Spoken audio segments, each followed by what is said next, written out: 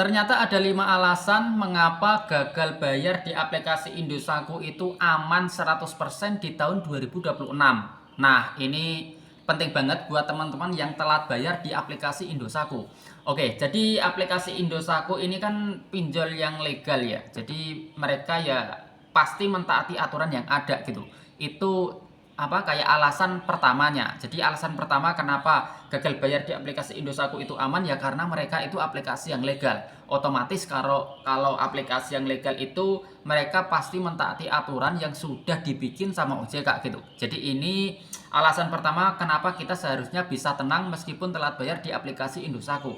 Nah, selanjutnya alasan yang kedua kenapa seharusnya kita bisa aman kalau kita telat bayar di aplikasi Indosako, yaitu di Slick OJK itu kita nggak masalah kalau kita telat bayar, karena di Slick OJK itu kalau hitungan hari, hitungan minggu itu nggak begitu ngefek gitu. Tapi kalau memang di hitungan bulan kayak misalnya kita telat bayarnya 3 bulan 4 bulan, nah itu memang tetap tercatat gitu, sehingga kita bakal sulit mengajukan di pinjol yang lain. Tapi kalau selama kita telat bayarnya itu dalam hitungan hari, 3 hari, 4 hari, 1 minggu, itu nggak begitu ngefek di Slick OJK gitu, masih bisa mengajukan pinjaman di pinjol atau di bank manapun.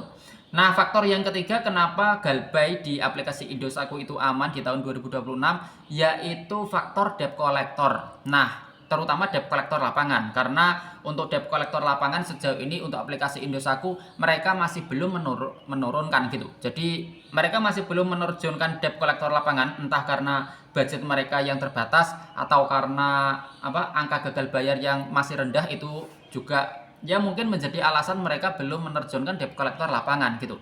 Nah, selanjutnya alasan yang keempat kenapa Galbay Indosako itu aman, karena kita masih bisa negosiasi. Jadi kita itu sebenarnya bisa banget kalau misalnya hutang kita anggaplah 5 juta, tapi kita cuma punya duit 3 juta, 4 juta. Nah, itu bisa banget kita dapat keringanan, entah itu potongan bunga, entah itu potongan denda, entah itu dikasih perpanjangan tenor, biar cicilan kita itu bisa lebih ringan gitu. Nah, itu bisa banget kalau kita sebenarnya mau negosiasi dengan pihak aplikasi Indosako gitu. Nah, selanjutnya alasan yang kelima kenapa Galbay Indosako itu aman di tahun 2026, yaitu aplikasi Indosako ini nggak ketat masalah aturan. Jadi aturan mereka itu sebenarnya nggak begitu ketat kalau dibandingkan aplikasi Akulaku, aplikasi Kredivo, aplikasi EasyCash, ya tentunya ya sangat jauh gitu. Ini aplikasi yang di bawah aplikasi ketiga aplikasi tersebut dari segi peraturan dan juga cara penagihan. Jadi ya teman-teman seharusnya ya nggak usah mikir yang macam-macam kalau misalnya telat bayar di aplikasi Indosako gitu.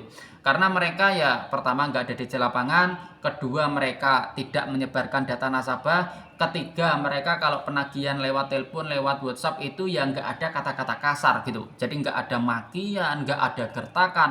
Yang ada ya mungkin teman-teman ditelepon terus-menerus dan ini masih dalam batas yang wajar gitu.